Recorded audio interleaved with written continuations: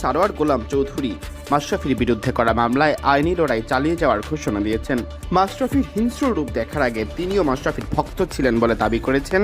এছাড়া এই সাকিব আল হাসান ও তার স্ত্রী উম্মে আহমেদ শিশিরের ব্যাংক হিসাব তলব করেছে বাংলাদেশ ফাইন্যান্সিয়াল ইন্টেলিজেন্স ইউনিট। আসসালামু আলাইকুম সুপ্রিয় দর্শক বন্ধুরা, এবার আওয়ামী লীগের দুই কাণ্ডারে সাকিব মাশরাফির বিপদ যেন পিছু ছাড়ছেই না। দর্শক বন্ধুরা, একের পর এক যেন বিপদের সম্মুখীন হতে হচ্ছে এই দুই ক্রিকেটারকে। তবে তাদের বিপদের মূল কারণ হচ্ছে আওয়ামী লীগের দুইজন এমপি ছিলেন। দর্শক বন্ধুরা, এবার শেষ পর্যন্ত সাকিব আল হাসানের ব্যাংক হিসাব জব্দ করা হয়েছে। এদিকে মাশরাফি বিন মর্তুজার উপর যে মামলা করেছিল সিলেট টাইগার্সের সাবেক চেয়ারম্যান, এবার শেষ পর্যন্ত সেই সাবেক চেয়ারম্যান মাশরাফির বিরুদ্ধে আরও কিছু ভয়ঙ্কর অভিযোগ তুলে ধরেছে। দর্শক বন্ধু, তাহলে কি সত্যি মাশরাফি বিন মর্তুজা এমন কাণ্ড ঘটিয়েছেন এবং সেই সাথে সিলেট স্ট্রাইকার্সের সেই চেয়ারম্যান কি বলেছেন? চলুন আমরা সেই সকল বিষয়গুলো জেনে নিই। অবশ্যই পুরো ভিডিও দেখবেন, তাহলে এই সকল বিষয়গুলো পরিপূর্ণ বুঝতে পারবেন। সাবেক চেয়ারম্যানের করা মাশরাফি বিন মর্তুজার নামে মামলার বিষয়ে সিলেট স্ট্রাইকার্স নিজেদের অবস্থান স্পষ্ট করেছে। তবে তা সত্ত্বেও বাদী সারোয়ার গোলাম চৌধুরী মাশরাফির বিরুদ্ধে করা মামলায় আইনি লড়াই চালিয়ে যাওয়ার ঘোষণা দিয়েছেন।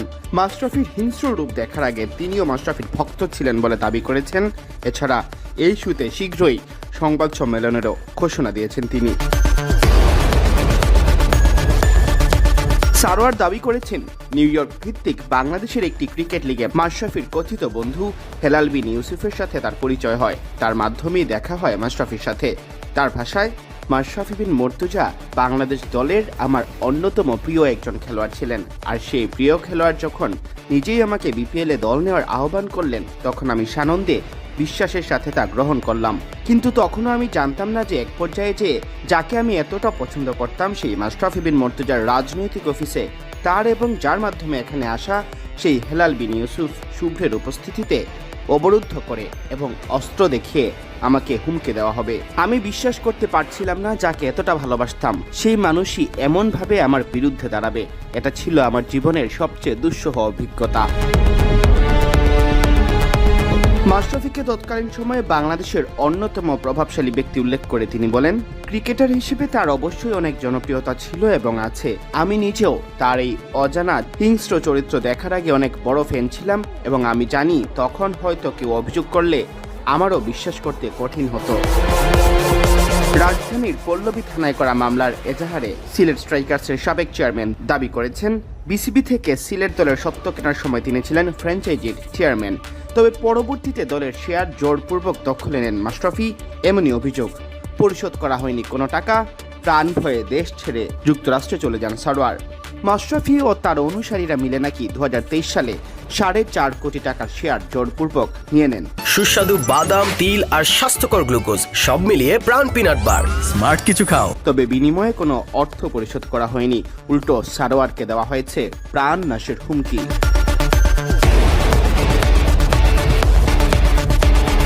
সে সময় কেন মাশরাফির বিরুদ্ধাচরণ করেননি তার ব্যাখ্যা সারোয়ারের দাবি, নিজের ও দেশে থাকা পরিবারের সদস্যদের নিরাপত্তার কথা ভেবেই তিনি কোনো পদক্ষেপ নেননি। তবে সময় বদলে যাওয়ায় দেশ নতুন আলোর দিকে এগিয়ে যাচ্ছে উল্লেখ করে একটি সংবাদ সম্মেলনে নিজের অবস্থান আরও স্পষ্ট করার ঘোষণা দেন তিনি। সারোয়ার বলেন, মহান আল্লাহর উপর ভরসা রেখে আমি আইনি লড়াইয়ে নেমেছি এবং লড়াই চালিয়ে যাব। আমি শীঘ্রই একটি প্রেস কনফারেন্সের মাধ্যমে সবকিছু পরিষ্কারভাবে তুলে ধরব ইনশাআল্লাহ। সিয়াম চৌধুরী। ক্রিকেটার সাকিব আল হাসান ও তার স্ত্রী উম্মে আহমেদ শিশিরের ব্যাংক হিসাব তলব করেছে Bangladesh financial intelligence unit. Bangladesh কেন্দ্রীয় ব্যাংকের এই আর্থিক গোয়েন্দা বিভাগ সাকিব ও তার স্ত্রীর ব্যাংক হিসাবের তথ্য জানতে চেয়ে সংশ্লিষ্টদের চিঠি পাঠিয়েছে। আগামী 5 কার্যদিবসের মধ্যে ব্যাংক ও ব্যাংক বহির্ভূত আর্থিক প্রতিষ্ঠানগুলোতে সাকিব ও শিশিরের নামে যেসব হিসাব রয়েছে সব হিসাবের তথ্য চাওয়া হয়েছে। তাদের দুজনের কোনো কোম্পানি বা সংগঠনের নামে থাকা সঞ্চয়ী হিসাব, চলতি হিসাব, ফিক্সড ডিপোজিট ও ডিপোজিট প্লাস স্কিম হিসাবের তথ্য জানতে চেয়েছে কেন্দ্রীয় ব্যাংকের এই ইউনিট। 2023 সালে প্যারামাউন্ট ইন্স্যুরেন্সের শেয়ারের দাম নিয়ে কারসাজির দায়ে কিছুদিন আগে সাকিব আল হাসানকে 50 লাখ টাকা জরিমানা করে Bangladesh securities and exchange commission. উল্লেখ্য, আওয়ামী লীগ দলীয় সাবেক সংসদ সদস্য সাকিবের বিরুদ্ধে একটি হত্যা মামলাও রয়েছে। সম্প্রতি টেস্ট ও টি-20 সংস্করণ থেকে অবসরের ঘোষণা তো দর্শক দিয়েছেন তিনি। বন্ধুরা, আপনারা হয়তো পুরো ভিডিওর দিকে এবং সেই সাথে এই সকল তথ্যগুলো জেনে অবশ্যই বুঝতে পেরেছেন এবার শেষ পর্যন্ত সাকিব আল হাসান এবং সেই সাথে মাশরাফি বিন মুর্তজার উপর থেকে একের পর এক বিপদ যাচ্ছে না। কারণ সাকিব আল হাসান বাংলাদেশে না আসলেও সাকিব আল হাসানের এবং তার স্ত্রীর ব্যাংক হিসাব জব্দ করা হয়েছে।